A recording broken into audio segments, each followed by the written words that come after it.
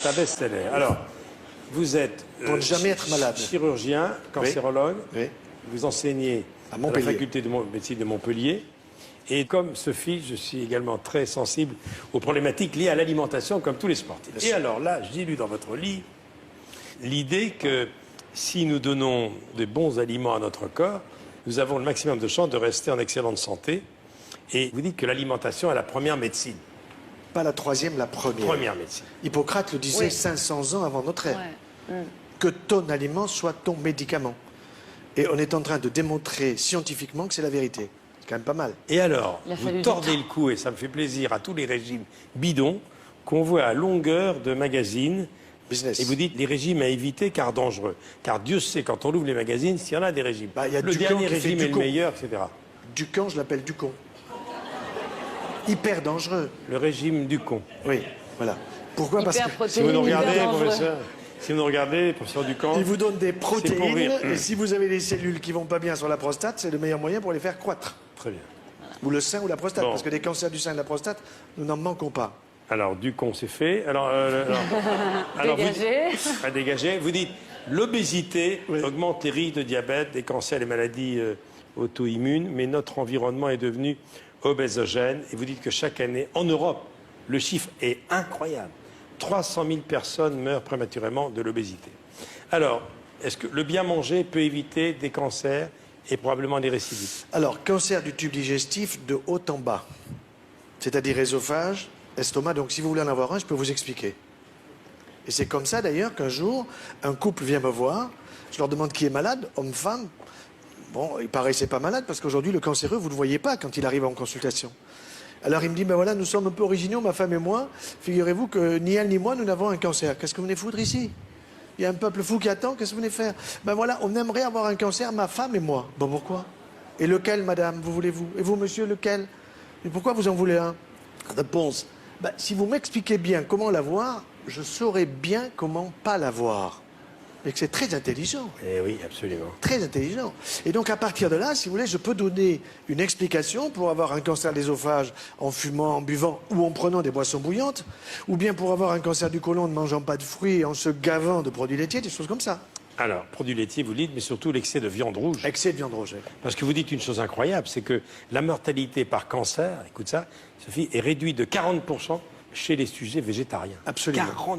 Alors, un végétarien, il faut avoir une orientation végétarienne, c'est-à-dire plus de végétal et moins de produits animaux.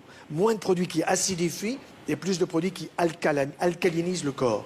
Vous dites également que les laitages de vache ne sont pas faits pour l'homme. Ah non. C'est évident.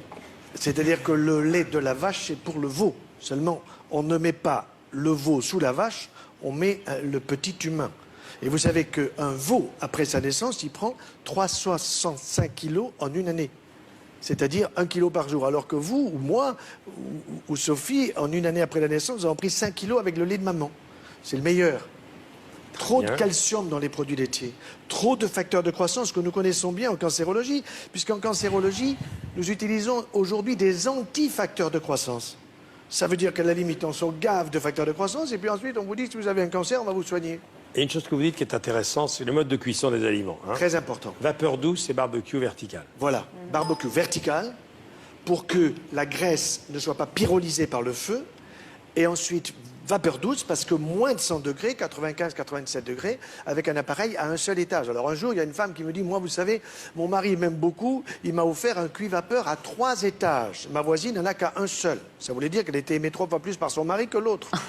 Je dis, madame, quand vous avez les 3 petits-enfants qui viennent vous voir pendant les vacances et que vous avez à leur offrir des lits superposés, celui qui pisse au lit, vous le mettez où?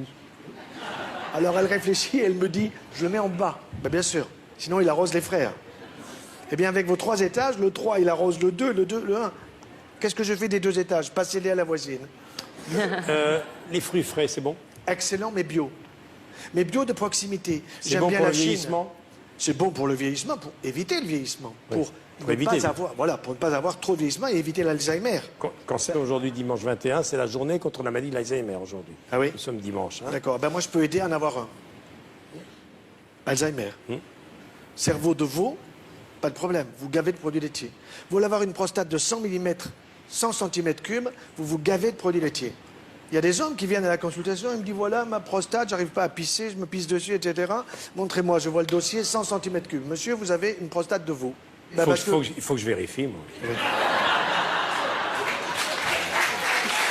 Dites-moi, ok, en France, sérieusement, pour la journée d'Alzheimer qui est aujourd'hui, 855 000 personnes souffrent de cette maladie et 600 nouveaux cas par jour. Alors, vous savez quels sont les premiers signes? Et ça, c'est important que nous puissions le dire aujourd'hui.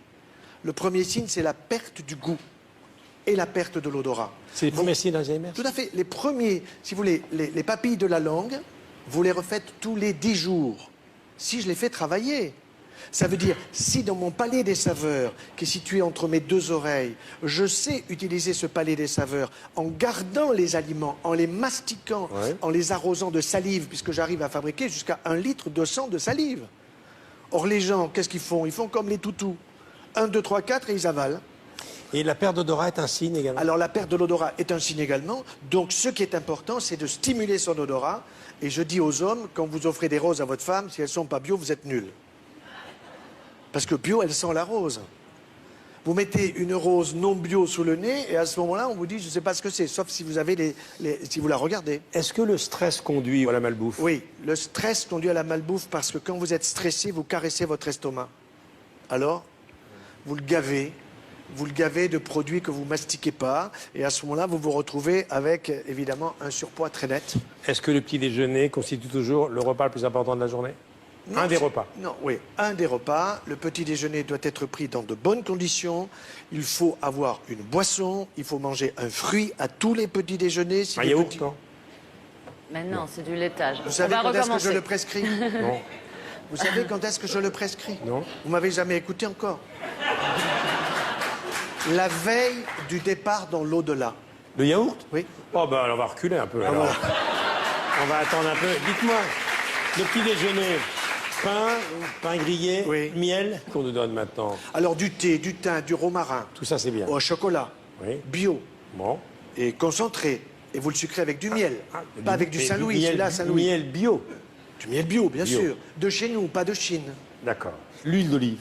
Excellent pour la santé, parce que vous avez dedans de la vitamine E, à la fois pour la fécondité et pour éviter le vieillissement. Excellent pour la santé. Le poisson, c'est bien? Poisson, c'est bon, mais cuisson à la vapeur douce pour éliminer les métaux lourds, parce que malheureusement, les mers ne sont pas très propres. Steak frites, à éviter? 1 fois par semaine. Très bien. Comment je vous dois, docteur?